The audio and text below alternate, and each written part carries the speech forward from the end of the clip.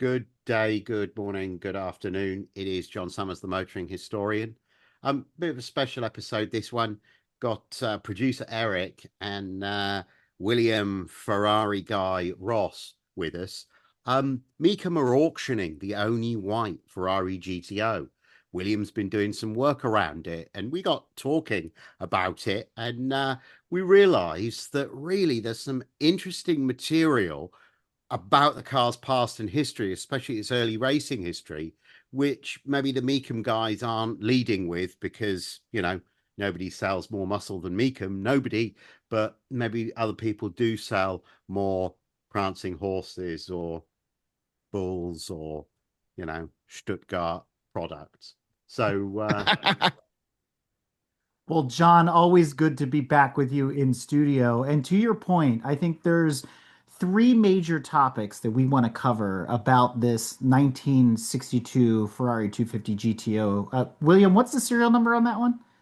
3729 GT. Yes, the Bianco Speciale, as they like to call it these days.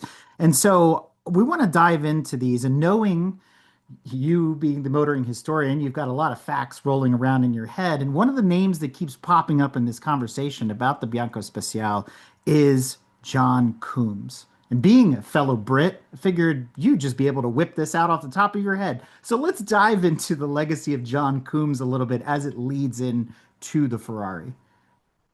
So I think the way to think about John Coombs is that he's something of a, you hesitate to say Carroll Shelby because a sort of Texan cowboy, he certainly wasn't, but he's, the Coombs firm were a firm of car traders and coach builders, and Coombs himself, he was a Jaguar dealer in the post-war period and very involved with racing Jaguars and tuning Jaguars.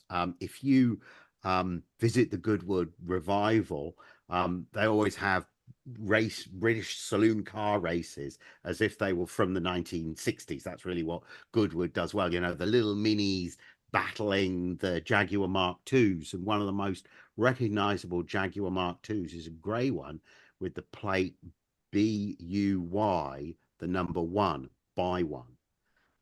That was a Jack Sears car.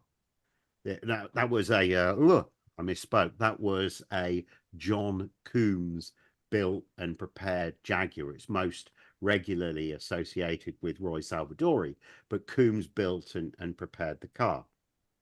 And I guess I first encountered the name of Coombs when I was looking really closely at Mike Hawthorn. And I wrote a piece for it's the only academic piece that I've ever had included in an actual academic history book. The book is the Routledge Companion to Automotive History, and I wrote a piece about Mike Hawthorn and specifically about Mike Hawthorn's death. Now, Mike Hawthorn, this is a whole separate can of worms, and it's not a conversation for today. But the point is that Mike Hawthorn wrapped his Jaguar around a tree just down the hill, about 200 yards from Coombs' facility, Coombs' factory, Coombs' workshop, just outside Guildford, his Jaguar dealership. So after the wreck, Hawthorne's Jaguar was taken to Coombs, and there's photographs of it being at Coombs, and Coombs were involved with getting it transported back up to Browns Lane and Coventry. So because of that, I looked into who John Coombs was a little bit more than he was this bloke that did hot rod Jaguars. So What? Hey, wasn't when Hawthorne crashed, guys, I think wasn't he? And I would say racing against somebody, but wasn't he going? Wasn't there another individual in another car that they were kind yes, of horse Yes, there playing was. around? He was, yes, horse playing around is a good way to describe it. That the language that the other individual used in court was that they were dicing. So this is not quite motor racing, we're not racing on the road, but we are Yeah. dicing, which means that we are, yes. And the other individual was Rob Walker, who was a There we go. Formula One team owner and Yeah. was the heir to the Johnny Walker whiskey fortune, and something that has only come out in fairly recent years is that it is thought that Rob Walker pulled up outside Mike Hawthorn's house in the Mercedes and revved the crap out of his Mercedes 300 SL in order to get Mike Hawthorn out of bed. So he gave Hawthorn enough time to get dressed and out the front door, and then he ripped up the gravel and got out on the hog's back. And if you look at the Hawthorn was killed on a bit of the A3, just close to the junction with the A30. And the A30 at that point is runs along a top of a ridge of hills. Now, based upon personal experience, nowadays it's tragic, absolutely tragic. There's a very low speed limit along there. But as recently as when I was a sales rep and worked in Godalming, you could do the vehicle's maximum speed along the hog's back, but you really needed to worry about the wind. Well, Hawthorn in his Jaguar had managed to catch Rob Walker in the Mercedes 300 SL by the time they merged off the hog's back A30 onto the A3, and Hawthorn passes Walker and then spins right in front of him off into a tree, and it's like a driver door hit. So that was why Yeah. he did not Yeah. stand any chance at all. Jaguar destroyed the car, and there's a whole lot of stuff about, was it the tire, was it the fact that Hawthorn was an absolute bloody hooligan. Oh, there's really a lot of interesting mythology around it. And look, we have Rob Walker's account of what happened from court.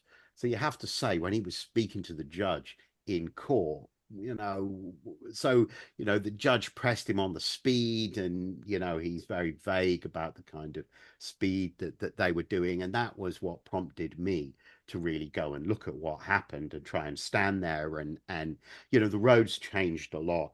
And for me, the reason it stuck in my mind was I was a sales rep at the time, doing about 60,000 miles a year in somebody else's car. And so you drove in my early 20s. It's somebody else's car, somebody else's gas card, somebody else's tires. So company cars got used up. And I used to be up and down that bit of the A30 all the time in the A. Well, after a bit, you begin to think, well, which corner was it that Hawthorn lost it on? Which was the one that caught him out, right? So I don't want to be caught out on that one. It had a little bit of that kind of feel to it. So yeah, as a nice, like, I guess another side note, since we're talking about special colored Ferraris, Rob Walker, even though he's British, his cars, majority of them, really sharp color, they call it, but it's actually have a painting on that. But he had like that SWB that he drove out that was pretty famous that he owned. Can't remember the number off that, but they had that really sharp blue. It was blue with white. And Yeah. if you look at the Scottish rugby colours, it's exactly the same colour as Scottish rugby. So we're going to get into a debate about color as we go along here a little bit further in the conversation. But let's pull on that thread. Let's pull on that Mike Hawthorn thread just a little bit longer. So that Jag that he was killed in was a Coombs prepared Jag, or was that just an off the shelf one? Oh, it was not a Coombs prepared Jag. I just described how close Hawthorn lived to Coombs. The length of the hog's back, maybe 5 miles, something like that away. Hawthorn had his own Jaguar dealership, the TT Garage. His father did Riley's, then did Lanciers. He himself did Jaguars and Ferraris. So was Coombs in competition with Hawthorn? I think so. I think they were competitors on the track in terms of Roy Salvadori and in Buy One and Mike Hawthorn in VDU 881. But I also think they were, what they were competing for was whether or not you, as a Jaguar buyer or somebody who wanted your Jaguar hot rodded, either for racing or just because you wanted a faster car, he wanted to make sure that they were competing against each other as to whether you took the car to the TT garage to have Hawthorne's guys do the work, or whether you took it to the main Jaguar dealer, John Coombs. Okay, so what makes a diehard Jaguar tuner and dealer turn and buy a Ferrari? This is a awesome story, Eric. And I was lucky when I was 12 or 13. My dad bought me a subscription to Motorsport magazine, and on the cover at the time, it described it as the authoritative voice of the sport. And I think for this particular period, and in for this particular niche, I think it was. Gosh, and I've forgotten your question. Remind me of your question. And Talking about why Coombs bought a Ferrari. He was a diehard Jag guy. why Coombs bought a Ferrari? Because so as a Jaguar dealer, he was keen that he could win with Jaguar products, and he'd been racing E-types, but they really weren't a match. They were too heavy, and the I mentioned Motorsport magazine a moment. I mentioned that my dad bought me a subscription to Motorsport magazine. I love Motorsport as a source.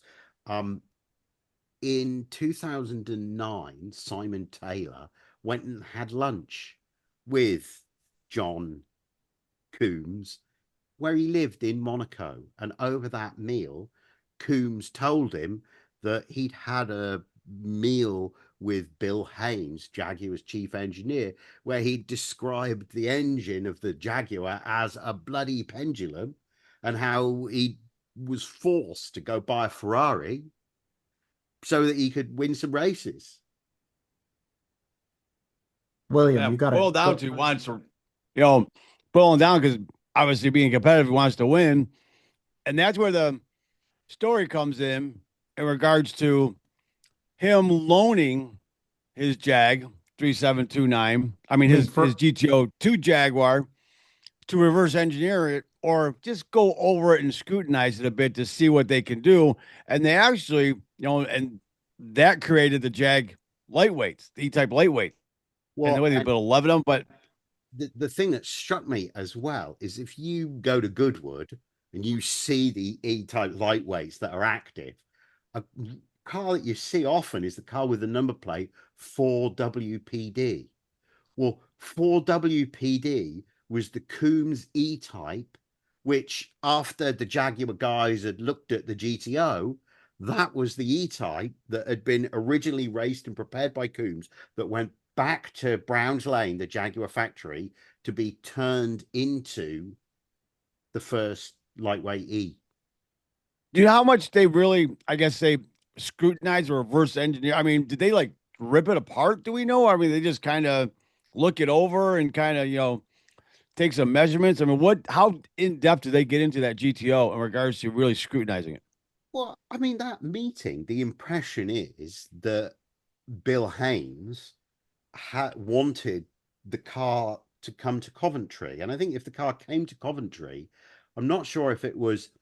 I did find there is one article knocking around by a guy written by a guy called Nathan Chadwick, and his article had even pulled out the performance figures that they extracted from the car that Jaguar's test driver Norman Dewis extracted from the car in comparing it with the Jaguar E-type. It did 137 miles an hour, I remember from the article.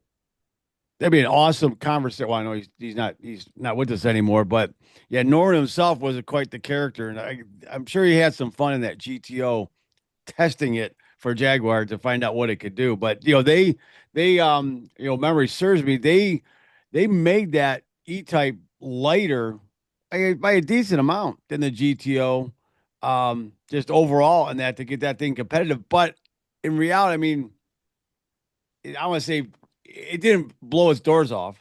It wasn't like, but it made it more competitive.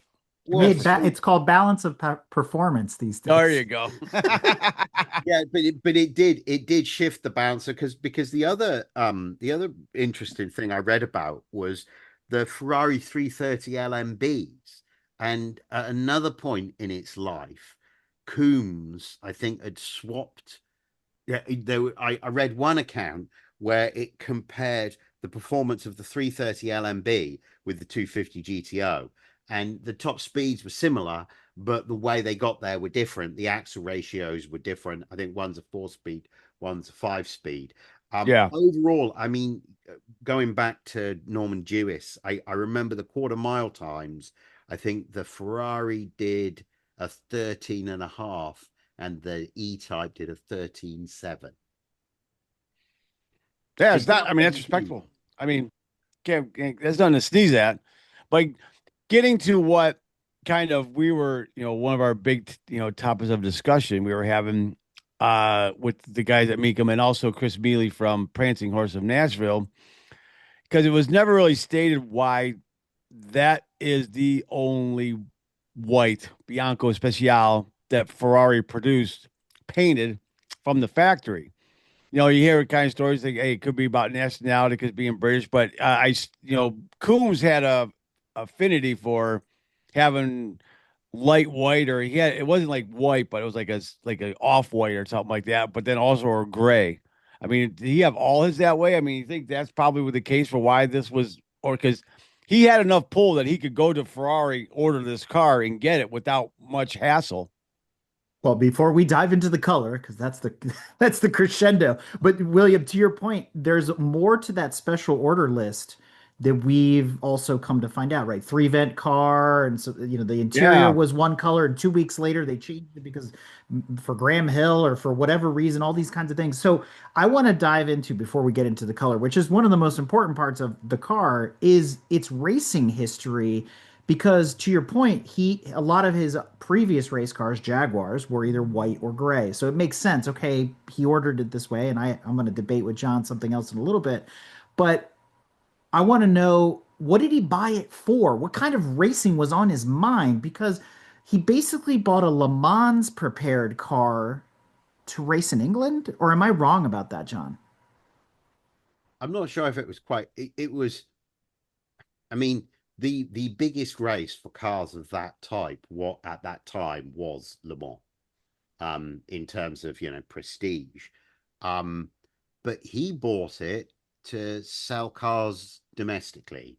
So that meant that it was going to do races like, the Silverstone International Trophy, for example. So this is a international race, but the vast majority of the entry is going to be, British people.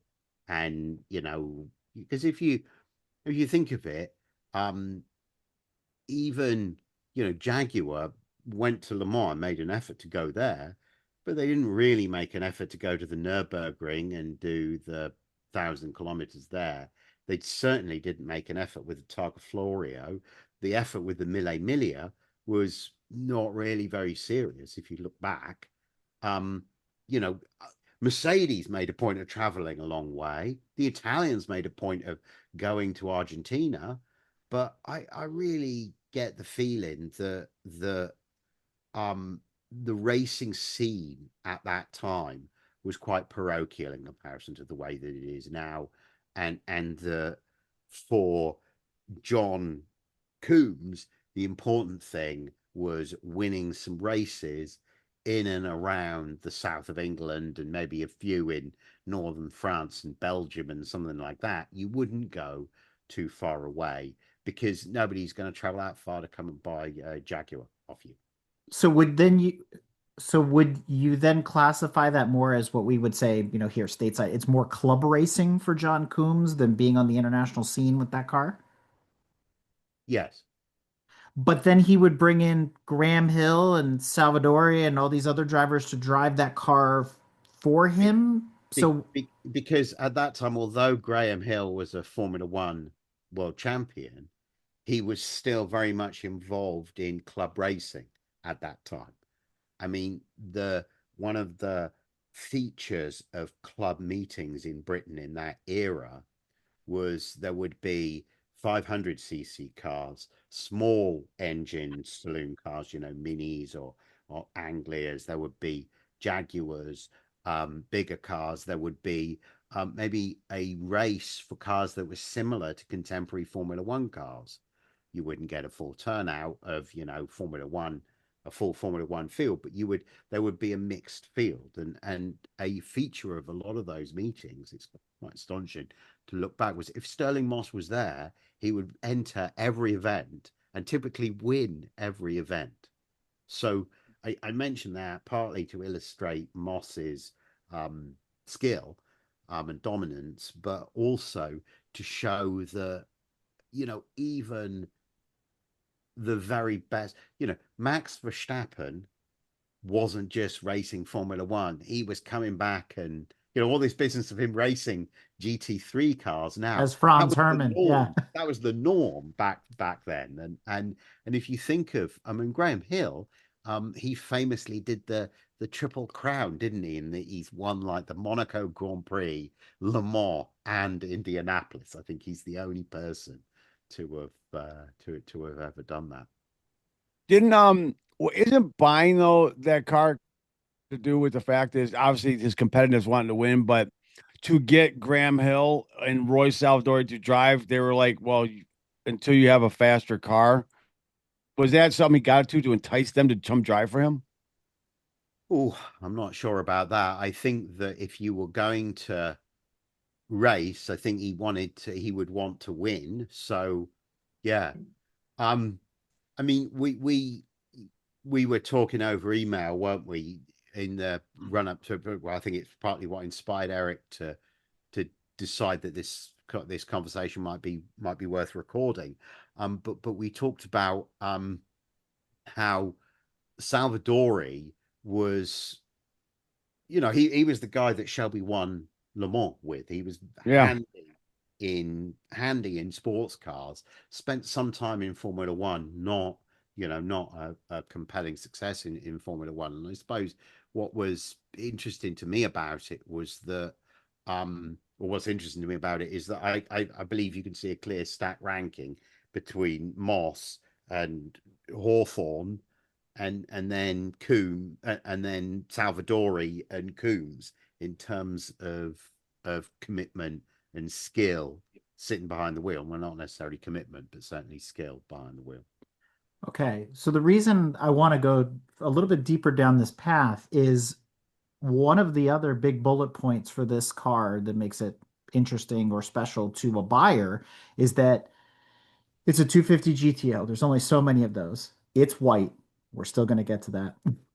And then thirdly, right-hand drive, right? So if we add that to its pedigree amongst everything else, and there was a little bit of debate. Why did Coombs order it right-hand drive? Is it just because he's a Brit and he wanted a right-hand drive? Because right-hand drives are more rare in the Ferrari build sheets than the left-hand drive cars. And then we started to kind of kick around the idea that because racing at the time in the early 60s, it's that you wanted the driver on that side of the car, especially if you were going to run the car in a longer race where you had driver changes. You want them to be on the side of the pit box where it's safer. And you'll also note that the fuel filler is on that side of the car. But you had an interesting take on that perspective as well, John.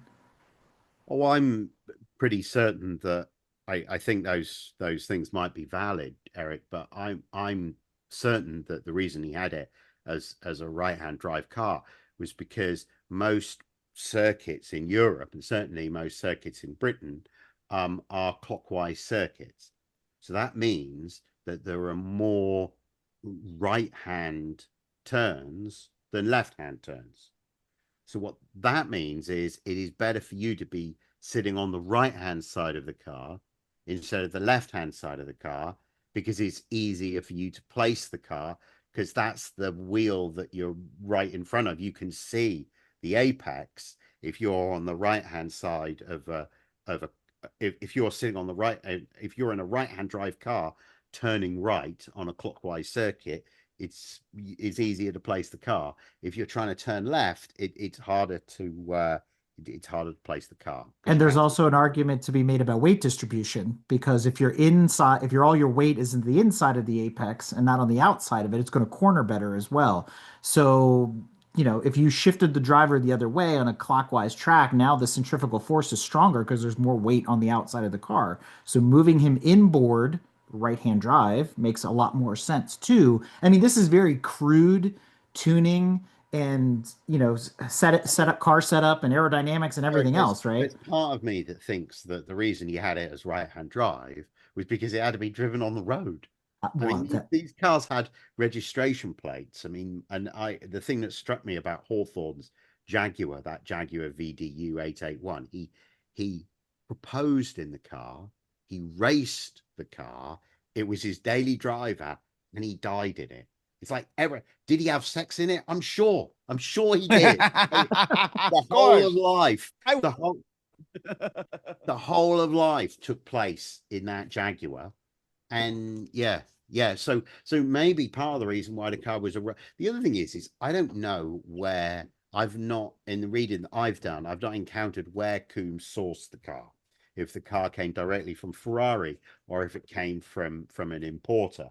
Because the name that you're probably familiar with, William, is Colonel Ronnie Hoare, who was the British importer of Ferraris.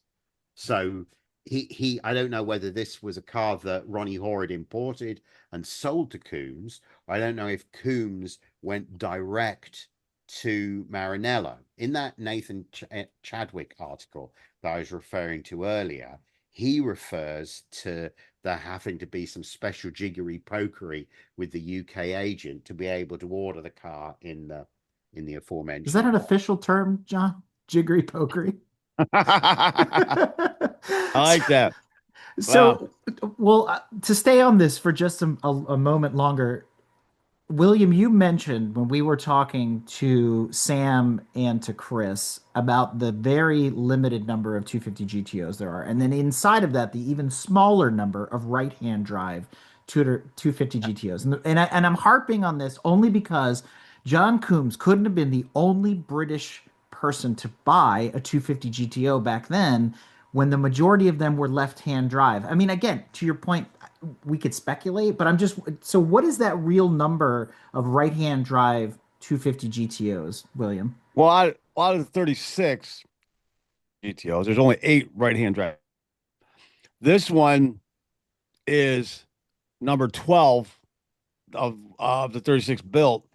But if you look at the production on these, the majority of the right-hand drive cars were all built within the first build series of the cars, in the first runs, first year and a half, whatever it was. So my thought is, one, hey, it's a road registered car. So yeah, and a good portion of the people that bought them were in countries, i.e. the UK, what have you, where it was going to be right-hand drive and race-wise. But then as it became popular in regards to other series and around the globe and that, you had more people, I drive on the left side, so the back end majority, almost all the cars are all left-hand drive. So I think, my mind, it has a lot to do with location where it's at. And as a side note, and from my understanding, Coombs went direct to Ferrari, but then to make the transaction happen, he had to go through the importer, but because he had that kind of pull. But from my understanding, from what I can tell, is just, look, they bought it because he's in England, so I want right-hand drive. And I want to say, I think the first, because that was, I want to say there was one more after that or two more after that are right-hand drive, but that was like within the next couple cars that were built. So like within the first 15 cars, all the right-hand drives were done. So then the balance were all left-hand drive. And then according to the information we got, that was the third car destined for the UK. So it's like one of very few. Yeah. Yeah. So, I mean, but you look back then, there was still a large portion, especially in Europe, where, they were driving, the wrong way on the right-hand side. So, but, because who was it? I mean, obviously I had like Australia stuff, but what other, because there are a lot of European countries that actually started out driving right-hand drive, but then they switched like in the 50s and 60s.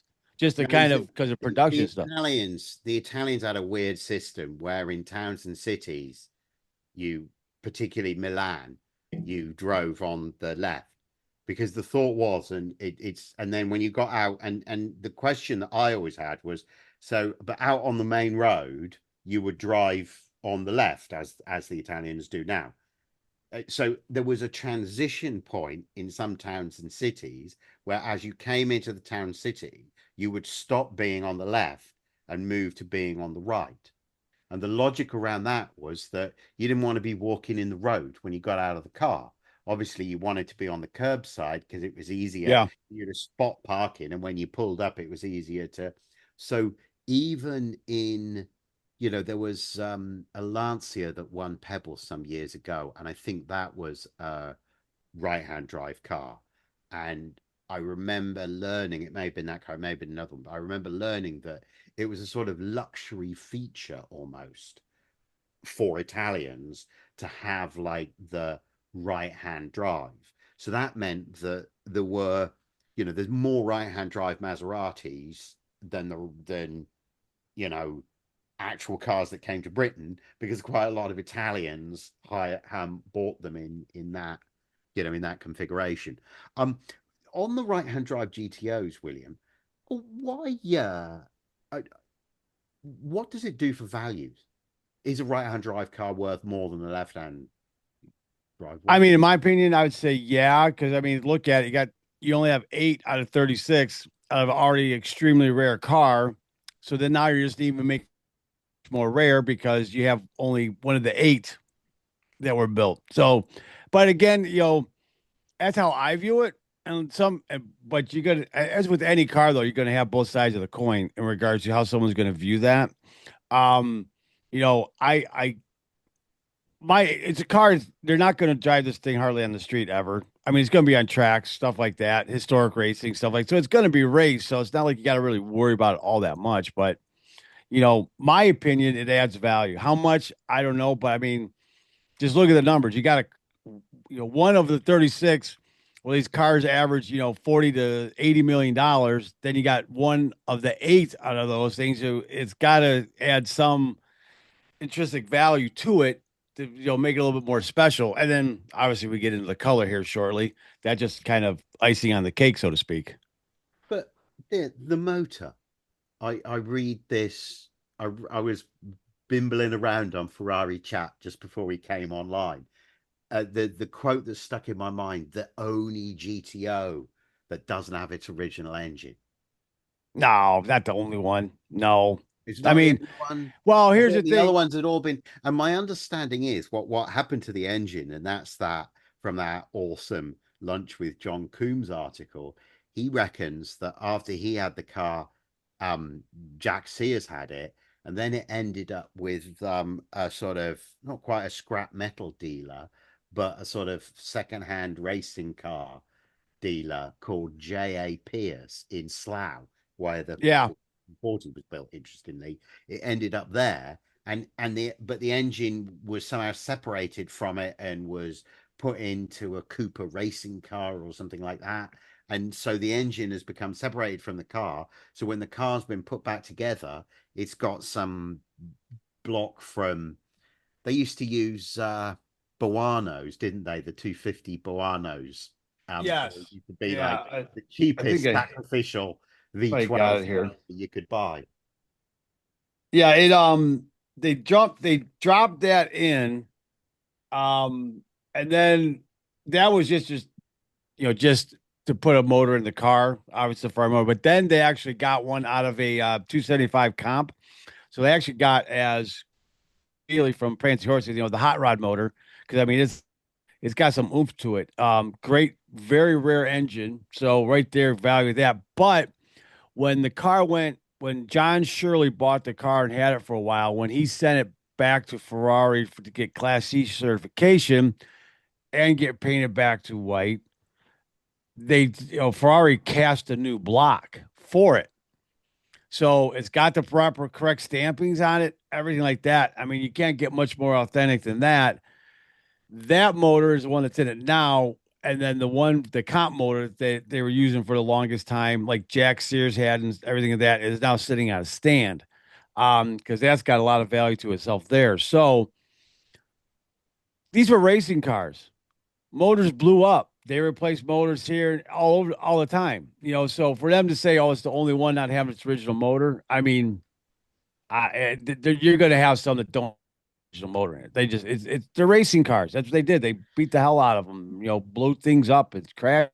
Well, and this goes back to that conversation we had, the three of us, about the Mille Miglia, which then leads into that presentation by Trevor Lister and Don Capps about the family lineage of all these Maserati and Ferrari engines that, into your point, William, when something would blow up, they'd scrap it and get another one. They weren't really about numbers matching back then as much as we're obsessed with that today. And even then, there's numbers matching didn't really match because they would change the serial number of the car to match the motor. Yeah. And it's all sorts of craziness that makes absolutely no sense to anybody except the Italians, right?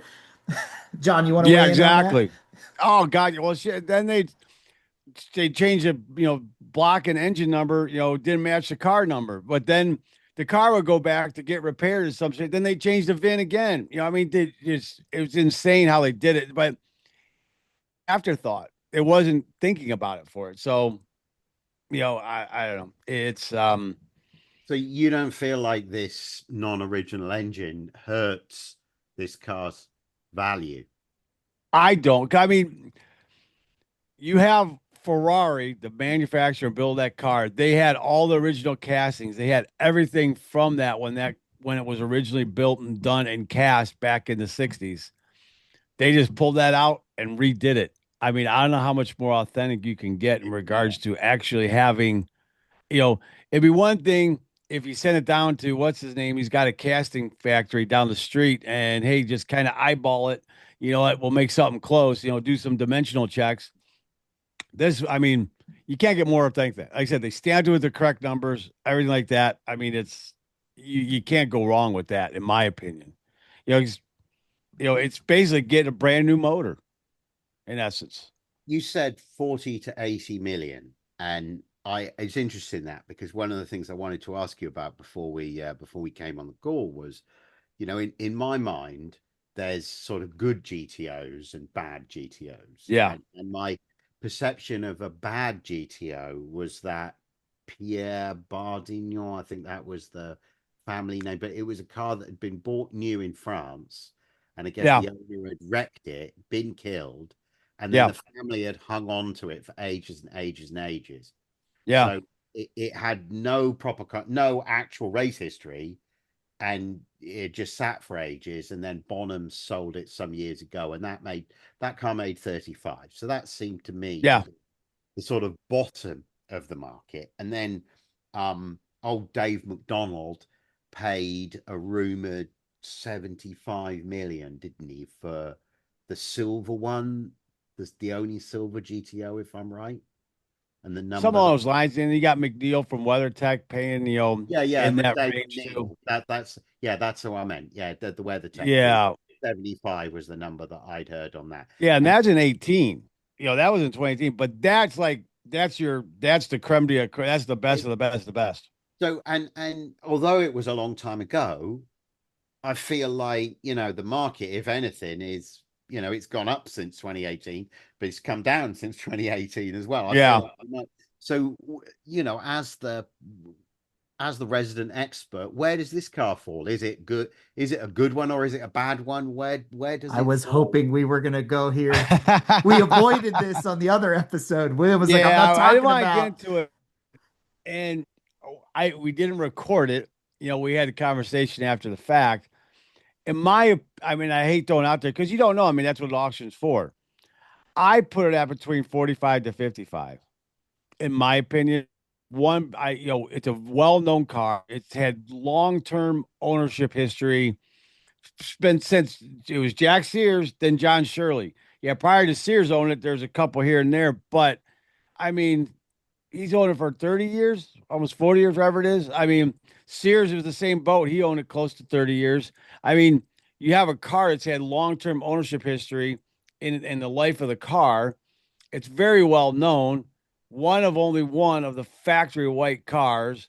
In my opinion, one of only 8 of the right-hand drive cars. You know, brand new block. It comes with a spare motor as well.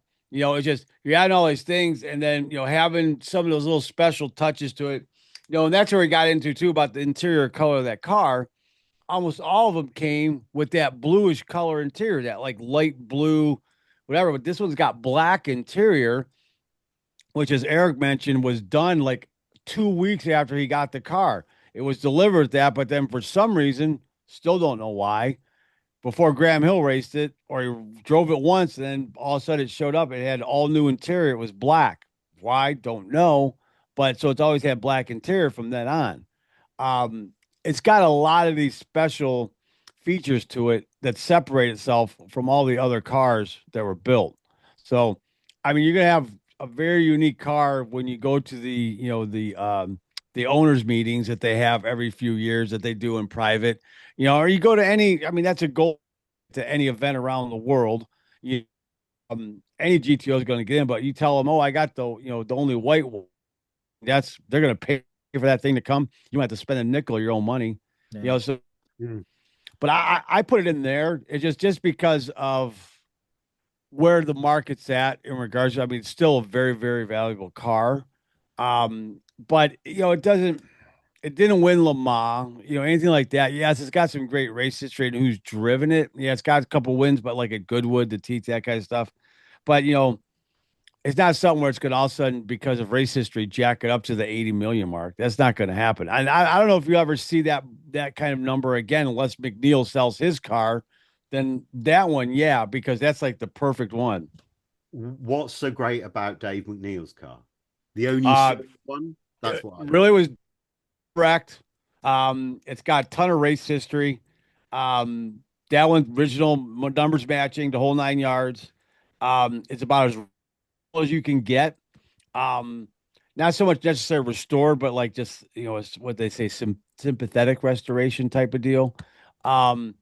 It's just like it's the best one out there in regards to originality, and just it's got everything you want for the boxes to tick. Just for it. I mean, again, if someone's got that kind of money and they want that specific one, they're going to pay up for it. I mean, it's hard to say if someone else would. Again, something's only worth what someone's going to pay for it. But if you want it and you got the deep pockets for it, here's a blank check. Just fill in the amount. I want the car. Yeah. It's because especially that was 2018. I mean, you do inflation now, stuff like that, you're over $100 million then, in essence, for dollar wise, valuation now. So if you go, comparing it. So I just don't. I don't know. I don't see it. Everyone's trying to say it and like touching on like, oh, the McLaren F1's the next GTO is that. Well, McLaren F1 pricing has been stuck at between 18 million to low 20s, mid 20s million range forever. How many it's McLaren F1s are there? 55, 56, four, no, 64. Or wait, I'm trying to remember the exact. I think it's 64 road going cars, and then they built like 100 something like that. But then the balance are all the race cars. Okay. 'Cause I think they built more race cars than street cars. If memory serves me. But it's going to be a lot of fun because the other great thing about this for what they're doing at Mecum is they have close to almost 80 Ferraris that are going to be crossing the block during Kissimmee. And as we've been, we tagged the line moniker to it on Super Saturday. Not only you have that GTO, but that Bachmann collection, man, it's got some very big, heavy hitting cars in it as well. So they have a lot to build up to it. So you're gonna have a lot of eyes on there, not just showing up just to see what the GTO does. There's a lot of other Ferraris they're gonna be crossing that block that people want to get their hands on. So there's gonna be a lot of energy in that room. Why Mecum? I mean, I would have thought it was one of what my wife calls the pass the butter auction companies. Yeah. English auctioneer. Usually Ferraris would go, why? What's happened behind the scenes for Mecum to have not just this Bachmann collection and this white car?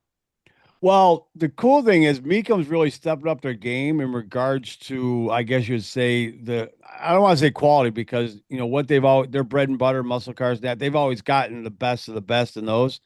but they've slowly started becoming, emerging in that market in regards to the higher end, the Ferraris, Lamborghinis, everything like that. But the interesting story behind this, Chris Mealy who's the GM Dancing Horse of Nashville, which is the Ferrari dealer in Nashville, is kind of put all these together, not only for the GTO, but for the Bachmann collection. When, long story short, right place, right time, driving someone that knew John Shirley well, this and that. And the question got asked, hey, do you know anyone that might be interested in John's car? Da da da. And Chris was like, yeah, I probably do. And he thought of Dana because Dana Mecum's got an unbelievable personal collection himself, and he's a Ferrari collector. It wasn't something he was looking, he just wasn't that interested where he'd want to open up his own checkbook. But then they had several conversations. Hey, let's do this because we're working on some other things in regards to exposure, with these other Ferraris and that. And it came across the board. I mean, Mecum does an awesome job. I mean, you're not talking, some backwoods, something like that where they're running through a barn or something like that where they got some tractors and stuff going. Mecum's really, kicked up the game. They're getting a little more, picky in regards to what they're taking and trying to curate and cultivate, a great selection of cars in regards to what they have. And Kissimmee has pretty much got to the point where that is kicking off the year, but kicking off auction season. I mean, that's the first one. That's the biggest one. I mean, it's a special event. And I think it's well deserving it. So Mecum are trying to steal some of Amelia Island, that like Gooding at Amelia Island. That was traditionally the auction that set the, that was the one that people hung their hats on for what the year was going to look like. Are you saying now that increasingly Mecum want Kissimmee to be their event in Kissimmee to be the event that sets the tone for the classic? Well, let me interject on this one because I think there's a couple things happening here, John, to add clarity to the story that I even heard on the previous episode, which is to William's point, right place at the right time. Chris is friends with Dana, went to Dana on a personal level, said, you might be interested in this car. He turns it down. He says, but I run an auction company, right? So it's sort of logical conclusion. I think if Mecum hadn't been able to handle this type of car, which they can, it probably would have gone to a Bonhams or to a Gooding or to a Sotheby's or to whoever. Chris would have shopped it around, right? Because they want to get it out there. But on the other side of this isn't the first time that Mecum's gone down this path. We know about the 917, we know about Seinfeld's Porsches, stuff like that. And so they've been trying for a while now to bring in, some more of these higher level cars. And I think this just happened to be a moment where it's like, well, shoot, let's go for gold and see what happens. And so I think the other thing that Williams mentioning here that I don't want to conflate is that they're not kicking off auction season. What they're doing is they're kicking off the auction season for Ferraris for 2026 because all the numbers of the 71 cars, if we include the Bianco Speciale with the Bachmann collection, are going to dictate the prices of Ferraris for the rest of the year. So because Kissimmee is in January, and all these before Amelia, before Gooding, before Car Week, all this stuff, it's a huge responsibility for them, and it's going to dictate the rest of the year. Yeah, it's gonna be a bellwether because the Bachmann collection has such a a broad spectrum in regards to new and old. The GTO is its own thing, so set in tone, set in dollar value, that's right. But for what the rest of the cars are gonna, they can set it, and I kind of look this way, yeah, like Eric mentioned, yeah. I mean, you're gonna go wherever service wise, what have you. Me give you the white glove, just as any other, Gooding would, everything like that. But I like Mecum more because it's not so just say nose up in the air and that type of thing with people that are there like, oh, look at me. Mecum's more, hey, it's more, I would say, I don't I would say wholesome, but it's more friendly, I guess you could say. People will talk to people and stuff like that. So I think it's a great arena for it. So I think it's going to do well, and especially just the audience that's going to be able to be there, not only in person, but on worldwide. They have their own Roku channel now as well. They did a special on this that might have already dropped the first time. They're going to show repeatedly, but Mecum's got their own Roku channel, so they did a wonderful thing on that as well. So It's going to be interesting to see. I think Mecum's really kind of, is stepping up, and where they go in subsequent auctions throughout the year, I think will kind of dictate, if that's the route they're going to want to go. And I think they will. So I think they'll do a great job. All right. So now the so what moment. That's why I've been saving this color conversation. This is the so what moment of this car because a lot of our listeners are probably it's white. Who cares? It's black. So what? Most Ferraris are red. Yeah, we know that. Why is white so important? And so I think there's a huge debate around the why here, and the why becomes a what very quickly in this conversation. So let's start off with why John Coombs chose white. And this is where I'm confused. And I want to lean on your expertise, John, because I hearken back to conversations I hear at the Argon Singer Symposium from people like Paul Baxa talking about nationalism and patriotism, and the colors are political. Like all the Italian cars are always red. Look at the old Alphas and the Ferraris, they're always red. And the French cars are always blue. It didn't matter if it was Peugeot or Delahaye or whoever it was. The Brits were green and the Germans were silver. White is such in my mind, an odd choice for a British racer. I'm gonna say it that way. So why white? Do we have any idea as to why John Coombs's cars were white and black? I think they were his racing colors. They were the colors that he'd used on the Jaguar. So it was natural that he put those colors onto the Ferrari when he bought it. Okay, so I'm glad you Those say. colors said those colors said Coombs. That's the important thing.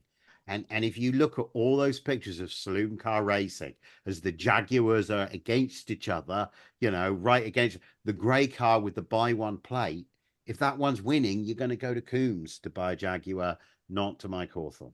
Okay, and I'm glad you said that because my problem with that is I associate, if we go back to that ideology of the color signifies the country, at that time, even though we're 30 years past the 1920s and the Mille Miglia and all that kind of stuff in its heyday of nationalism, American cars were generally white. And famously, the Cunningham cars and the Camerati cars were white and black or white and blue. So that's what made me also think, motorsport at that time was a small, small world compared to the global trillion-dollar market that it is today. So I wondered, was there some influence there? Was some cross-pollination? Was he trying to be like Cunningham or one of those? No, no, I don't think so. I think, um, Briggs Cunningham adopted the white and the blue, didn't he? That was originally Like when Briggs Shelby. Cunningham went racing. The chassis was going to be blue and the body was going to be white, and then Shelby flipped it around. When Shelby went racing, he flipped it around, and the body covered the chassis by the time Shelby was racing. So he put the stripe over the top, and that's why every American car you ever see, every Chevelle you ever see has got the double stripe over the top of the roof. I think that we've Shelby and hence Cunningham to thank for that. I think that I shared with you guys a photograph of um I think the British Empire trophy race, well, one year, and our car's like leaping off the line in the middle of the grid, and right next to it is the red Colonel Ronnie Hoare official works entry, and behind it on the grid there's a green GTO, and then there's another red one at the back, and alongside it on the grid there are two of the Aston Martin project cars. I think 214 and 215. They're both dark green. So the white car in the modern parlance, the white car pops, Eric. And Well, I'm not really sure if that would have been on John Coombs's mind, but anybody who went out of the way to have buy one as a number plate, that is very aggressive advertising for England at the time. There is no sponsorship on the side of these cars, and the attitude. Coombs drove Walt Hansgen, and at the end of the race, Jack Sears apparently said to Walt Hansgen, "What we usually do is we usually keep the car straight on the straight, so the faster chaps can come by if they want to." which what Hans gonna have been weaving all around. I feel like the kind of man who prepared cars for people like Walt Hansgen to race in England. Buy one. That's what it was all about. It was that white. You wanted it to be in Coombs white. Well, and you made a really interesting sort of snide remark during one of our exchanges. I'll call it that, in the sense that it it opened up something I had been thinking about, which was the car actually painted white from the factory? Because you made the joke and you said it might have just been repainted Jaguar white when it got to England. And I was like, you know what? That's probably not far from the truth. So, who knows? Because record keeping was what it was back then. I mean, there are databases of this type of information, and as the paperwork that we have says the car left the Ferrari factory in white. But in every joke, there's a hint of truth. And so that picture that you showed us of all those GTOs together, for me, was sort of mind blowing. Because to William's point, there's only 36 of these cars to begin with. And in that picture alone, you have four of them. They were all built relatively close to one another, because they would have had to have been, especially considering the white one is number 12 to have been produced, period. So I thought that picture was just a snapshot in time that was impressive. But you did make me think when you said, what if that was just Jaguar white because he had it laying around because all his other cars were painted the same color. Yeah, my thought was not so much that he had it laying around, but that, the car's in his workshop. He's doing, I read this morning about them putting extra louvers after the first outing. They put like extra louvers in the bonnet. Well, if that bonnet probably would have needed repainting, right? After you cut Yeah. the extra. So are you gonna like order to Italy to get whatever color? No, you're not. You're gonna hit it with the Jaguar white that you've got in your own body shop. So it is interesting. So It, it which the, made me the think. car's almost as much a Jaguar in a sense because of its involvement with the lightweights. The car's almost as much a part of Jaguar history, more a part of Jaguar history than Ferrari history. So it also makes me wonder, William, is there a chance that car came naked from the factory? No, They would have painted it they something. they would have painted it something. I mean, it's showing it that it left the factory in the white. I mean, there's no way they would have slid that thing naked. I mean, just because, especially back then, by the time that thing showed up to England, it would have been rust. It would have fucking been falling apart. Um, you know, it's who knows. I mean, unless you go back in time and sit in the office when that order sheet came through and Enzo signed off on it, said, "Yeah, hey, do it." I mean, who knows? I mean, it's a that's good. It's good Ferrari lore because there's no definitive. No, this is why it was done. Everything like that. Coombs never like definitive this is why or anything like that, and so it's one of those things that goes down because I mean it was someone after before Sears bought it. It was someone repainted it red because back then they got Ferrari supposed to be red, so it got repainted. And they did it in red instead of doing it in the white. So it wasn't repainted white until Shirley had it. Unless it was Uh, red underneath the white. no, It's sort of like the Model T, right? You can have it in any color you want any as long color as was it's on black. black.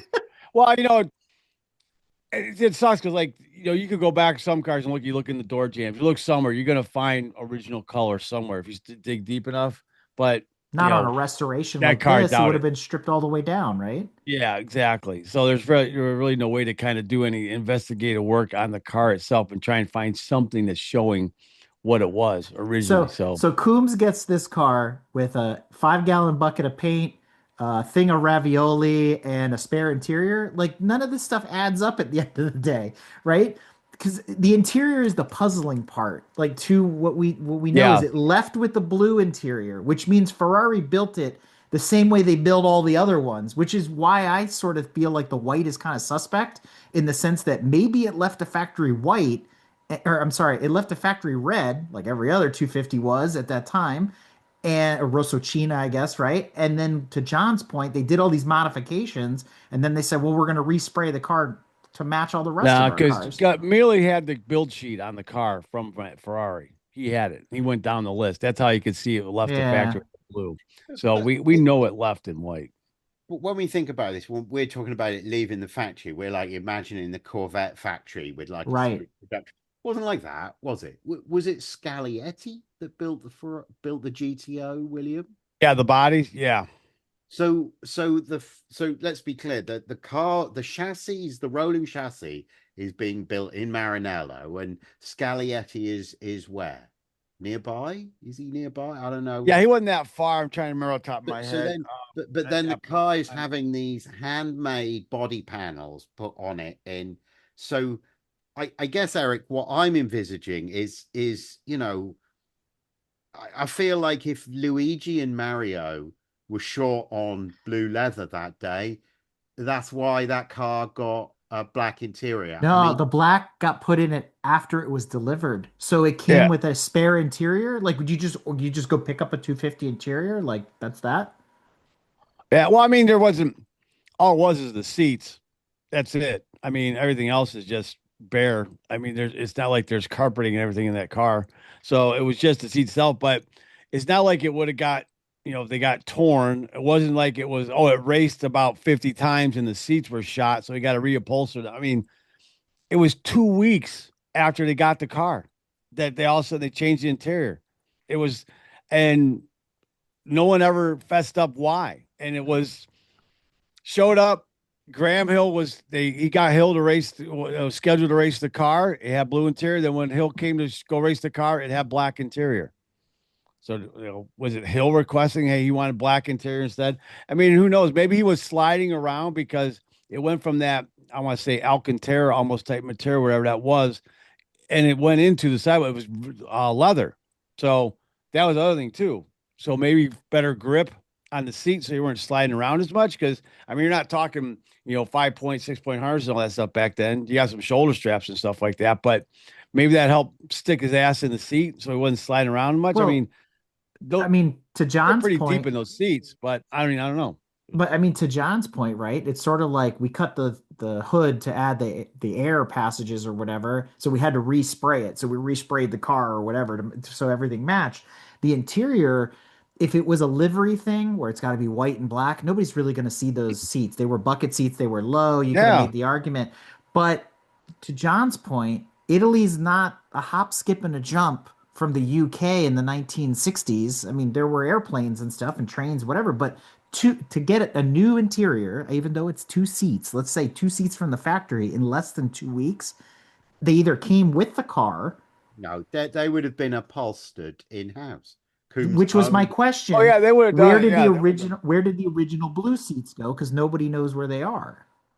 I don't know. Maybe someone peed in it when doing a long race. They had to pee in it, stained it. Because that guy That's all that they tested had. the car when he was doing his tests. Yeah, or shit his pants in it or something. Who knows? So, Or to John's point, someone had sex in it and they left pecker oh tracks all boy, over oh it. boy. So this gets to the so what? Is the white that important? I mean, we're making a big deal about the fact that it is the only one in white. I mean, I to me, don't it think so. is. I don't like red Ferraris. I'm not a fan. I mean, they look great in red, but I want something else besides red. If I, getting a Ferrari, and I think it looks really good in white. I mean, that car looks really good in white. I don't think it's important at all. Um, Ooh, I, okay. uh, I, I mean, as I'm stopping and thinking about GTOs, what color do I think works best on a GTO? Because I mean, my favorite GTO is the Innis Island one in that pale green. It's the only one in that pale green. That's a Yeah, bright color. That's like yeah. a, that's like diluted Mopar limelight. It's a but that's the British Racing Partnership color that was in this island's team at the time. So I like that car.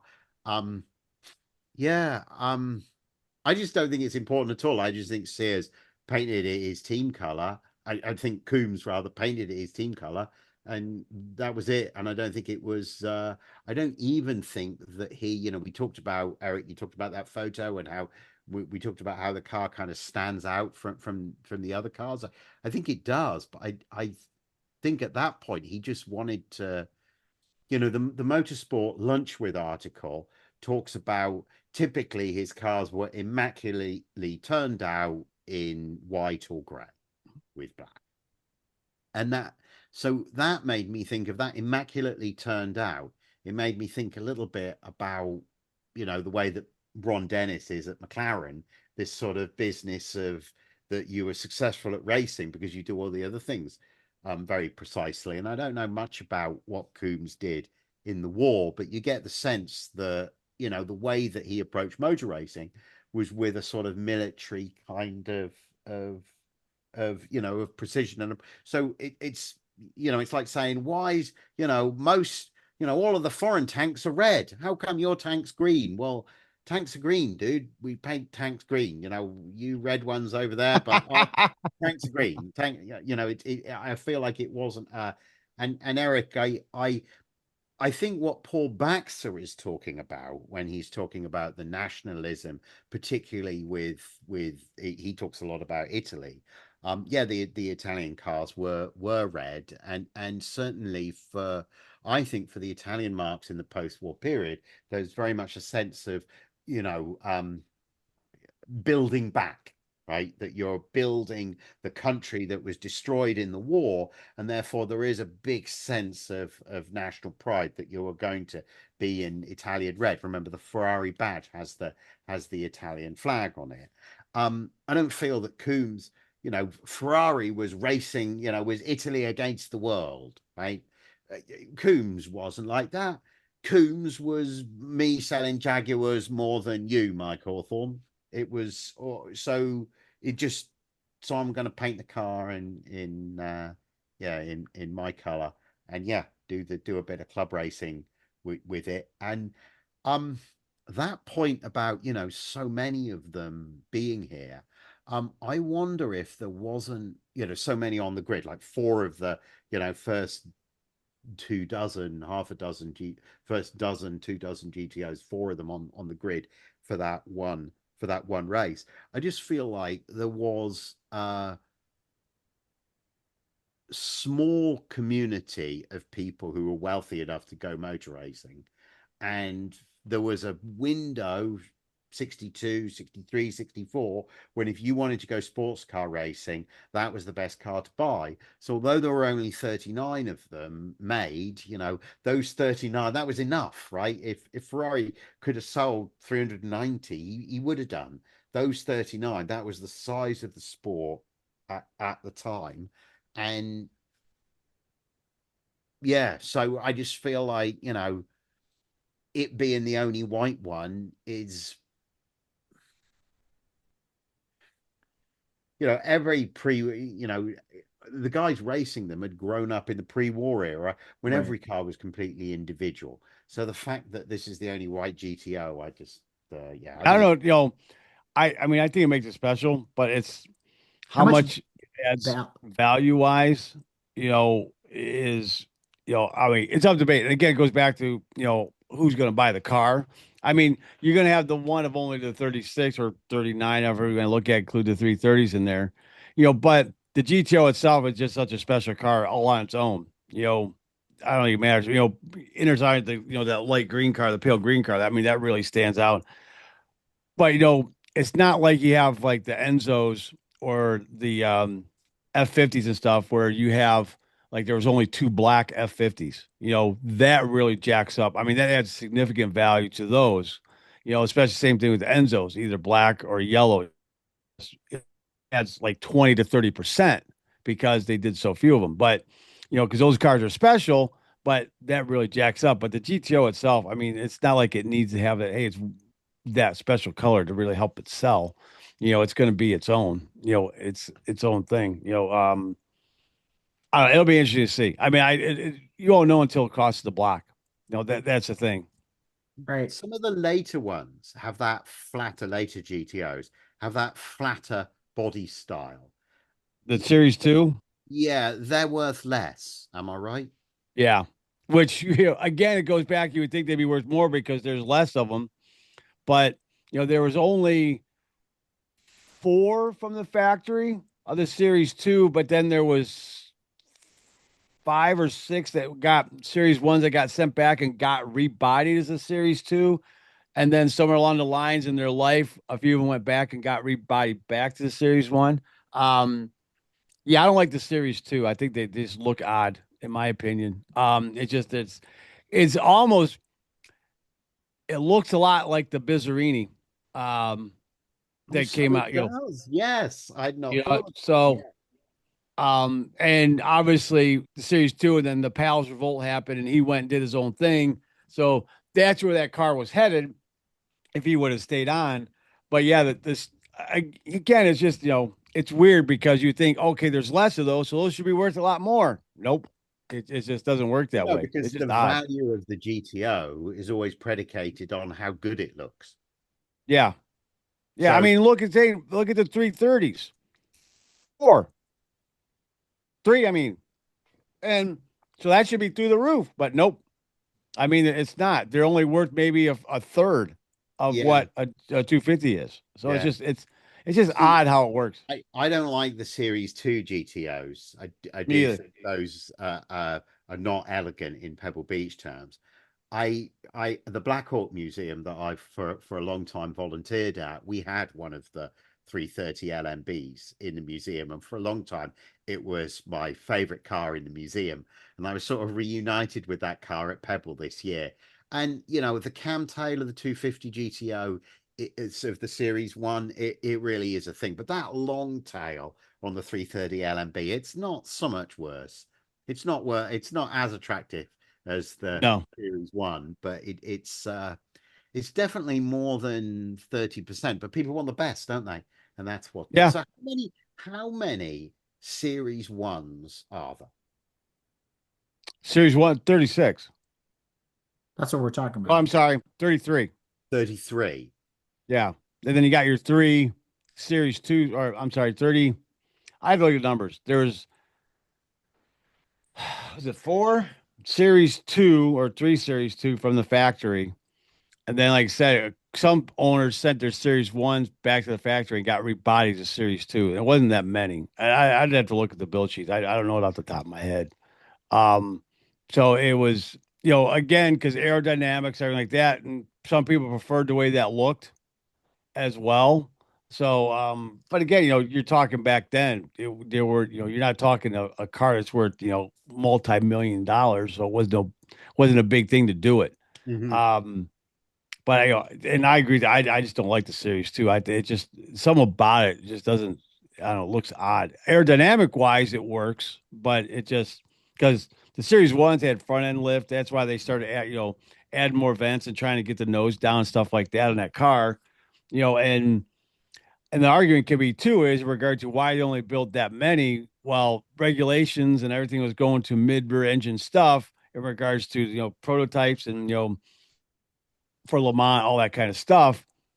Well, if the rules didn't change, would they kept building more? I mean, because that's in essence what basically killed that thing off. I mean, just the regulations, everything was changing. Cars, they just weren't competitive, and they were racing to win overall. It wasn't so much about winning a class; they wanted to win overall. So it's like, well, let's go to the 250 LMs and stuff and start going down that route. Then you start going into the prototypes. So it's certain things kind of also created that perfect storm to also create this very special car that's basically you could say it's the most, well, it's worth the most. I mean, your Mercedes, what you would call it, that's a one-off at 140 million. I mean, and you looked how that whole deal was structured. That person really doesn't even own the car technically. I mean, they paid all that money, but Mercedes still basically kind of controls it.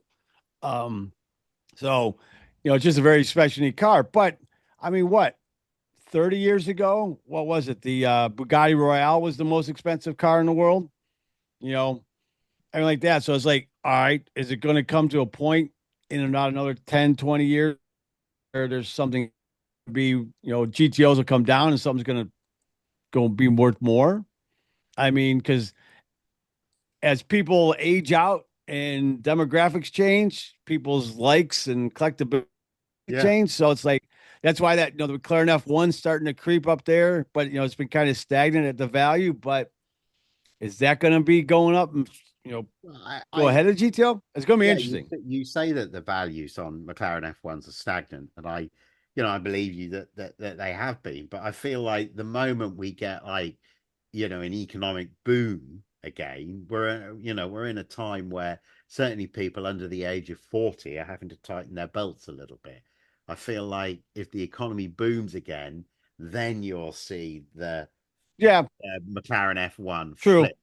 the the old GTO, because Well, I feel like we the values of cars like Packards and Duesenbergs are sustained by the people in their 70s and 80s passing them around.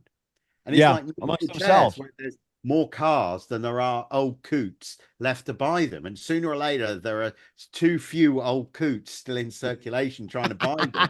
And eventually the price goes down. Well, I feel like GTOs are a while away from that. But I mean, they're going to get there, aren't they? They're going to Oh get there. yeah, yeah. I So mean, I it's not like they're going to come down to like $5 million, but it's a circle of life, so to speak, in regards to how things go too. Because especially like with like your Packards and stuff like that and Duesenbergs. Yeah, I mean they it reaches that value point where okay, that's pretty much where it's gonna be at. It might go a little bit higher, a little bit lower, but you've weeded out the old coots and you got some people that still appreciate it and that kind of stuff. But that pool of buyers and people that want to own the car and have it's shrunk down, and it's like I said, in about 20 years, it's going to be really interesting to see where things go and how things transition. Because it's like all of a sudden you're getting into, because that's like Fox body Mustangs and stuff from the 80s, and the IROCs and stuff like that are starting to do very, very well out in the marketplace. And it's like,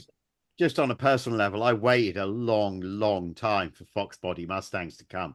And then when they came, I rushed out of the market too quickly and left money on the table. uh, It's not quite as bad as rushing out of Nvidia too early, which I did as well. But I thought a 5x game was enough, and yeah, I left quite a lot of money on the table there. But the no, I feel like Fox Mustangs. I had an 87, which is the a 5-speed 87, not a notchback. It was a GT, but that was an 87 yeah, was the peak horsepower year, and so it was a terrible, terrible example of it. And I waited and waited and waited, and for the longest time it was $1,500, $1,500, $1,500. Then suddenly it was $5,000. I got shot of it. That car's probably I probably left a whole $2,500 on the table there. yeah. Well, I will say, come end of January, beginning of February, we'll have to have a nice big round table in regards to where that's the GTO sold at. But like the other cars there too, like that. I think we can do something really cool with that. Yeah, I'm going to so investigate this Bachman collection and have a little look at it, because that's an interesting thought that you had about as Mecum become more serious players in European collectibles rather than just the domestic stuff that traditionally that they were involved in. I can see a time where they would be, setting the trend for pricing, and therefore it'd be interesting to see what happens with Ferraris going forward. Yeah. Yes, so I, sir. I see your hand up. Yeah, so I have a you guys have mentioned it a couple of times, even on the previous episode, and I have a clarifying question that I'm sure our listeners might be confused about as well, unless they're in the classic Ferrari collector know, right?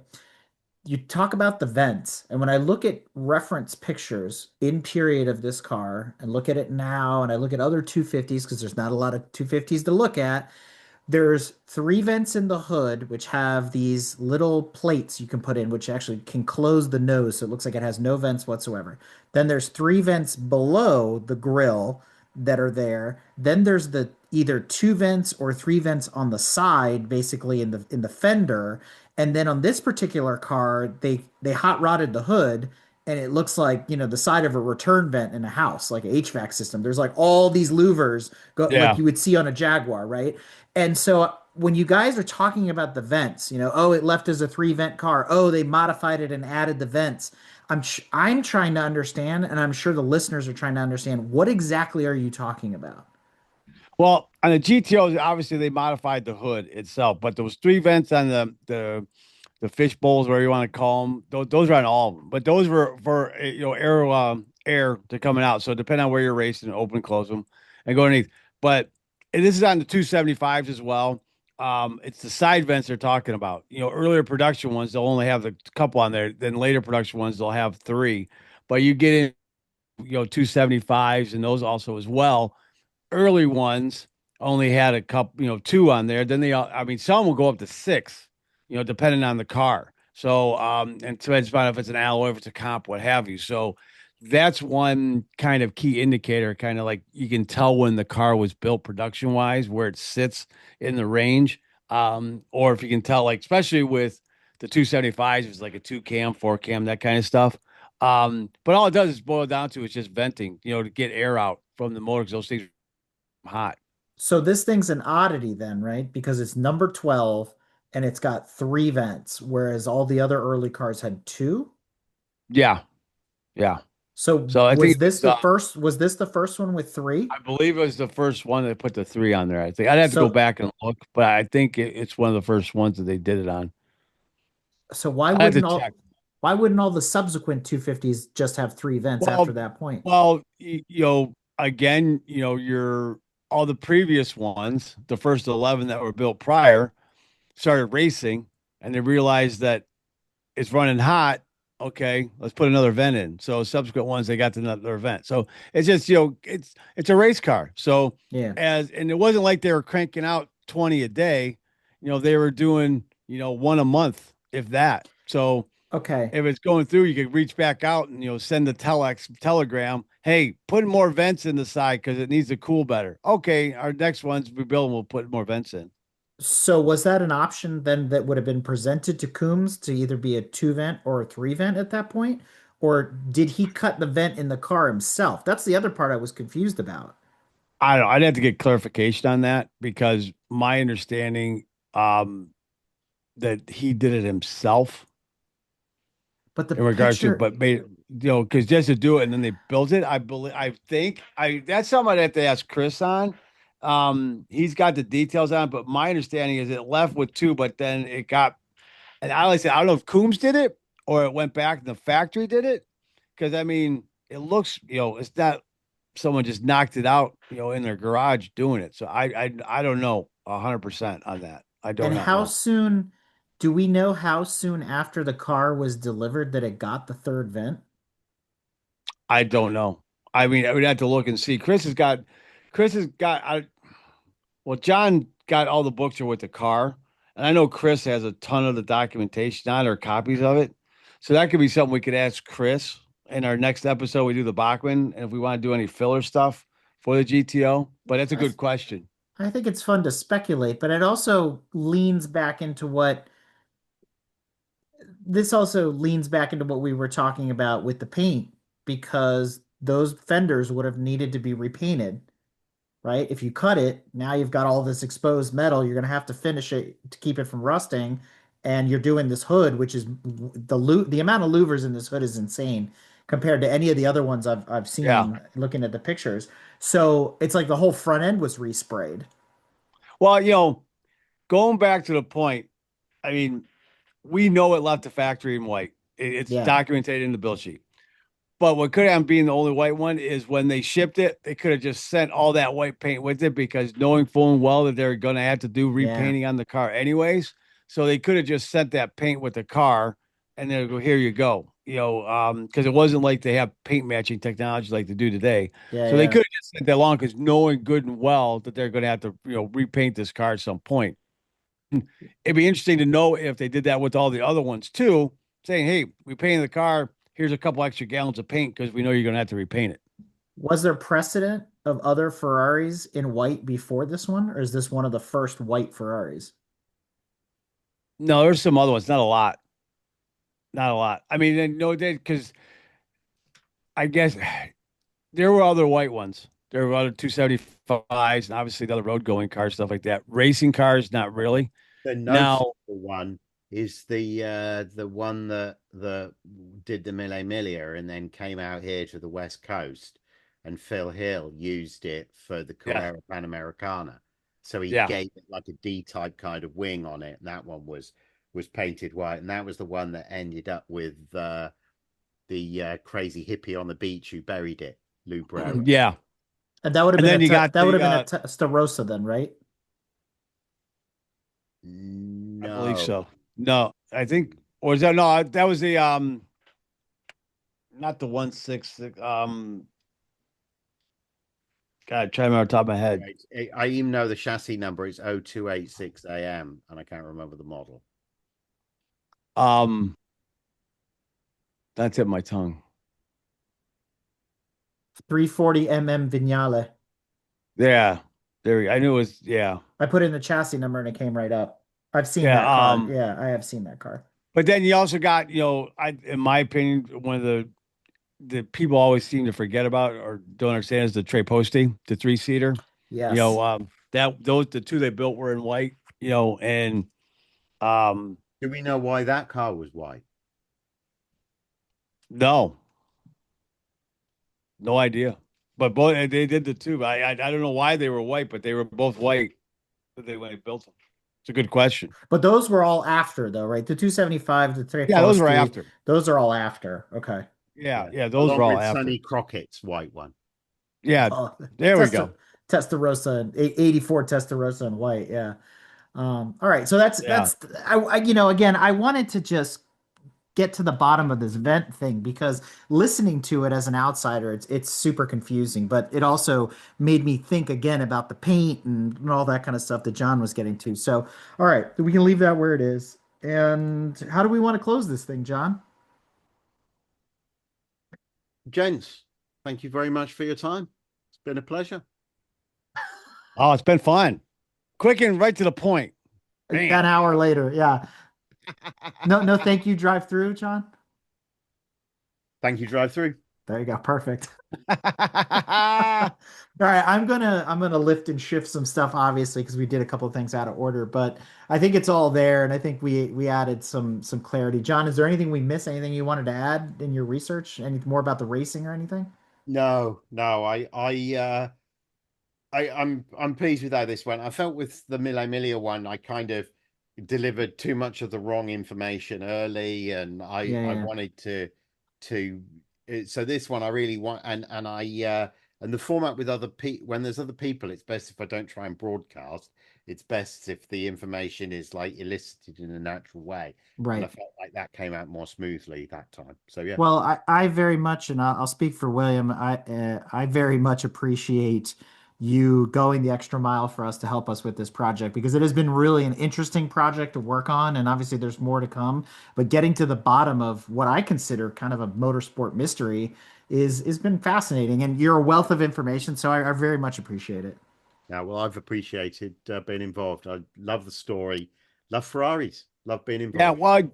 well, the great thing too is as Mecum progresses into this market, I guess you could say, I think the opportunity there to do more of these with them is Yeah. going to be presented to us.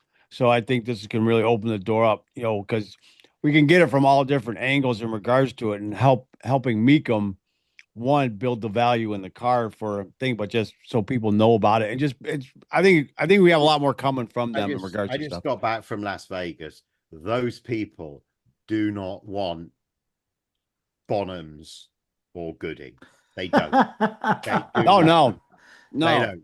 They want Dana Meekum. They want the wheeling and dealing. They want the pile 'em high, sell 'em cheap, free champagne, women in push-up bras. That's what the Vegas people want. And Meekum does a That's just Vegas in general. I mean, what are oh you talking Yeah. about?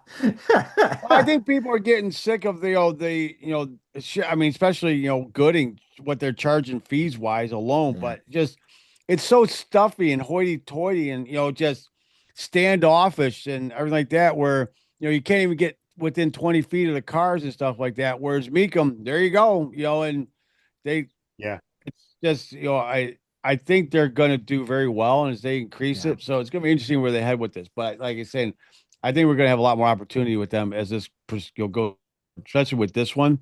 We knock it out of the park. And it does well, I think we'll do very Well, well. and you're right on the money there, William. And I didn't get to say this in email, John, but this is part of the fellowship, right? Is us doing projects like this together and bringing you Yeah, along and be like, we all have our strengths and weaknesses. And so when it comes to something like this, I was like, we gotta email John because I'm at my yeah, limit. You know what I mean? So, but I think this is really good. So I appreciate you doing it on short notice. And again, we're gonna keep yeah, you in the loop.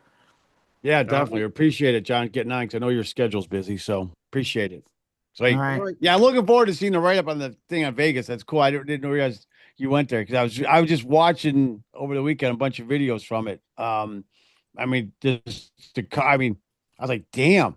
And just like when we talked earlier on the phone, from where that just started a few years ago to what it is now, I mean, Yeah. that's becoming like a preeminent Well, event. I Vegas mean, was supposed to be their motorcycle event, right? That was the big deal. That was the big draw for that one, but we'll leave that no, where it that's for is. Mecum, just the concourse that they just had. Oh, yeah, yeah, yeah, yeah, Yeah, yeah. I mean, they pulled some. I mean, Johnny, I mean, Koenigsegg, Lamborghini had a big thing.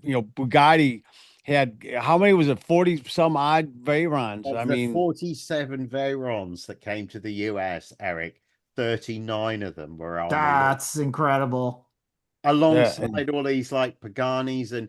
But here's the moment that I'll remember, right? I'm there with my camera at the party the night before for the entrance, trying to take a photograph of Horacio Pagani without him noticing. And he's standing right beside me, right? He's about 3 feet away.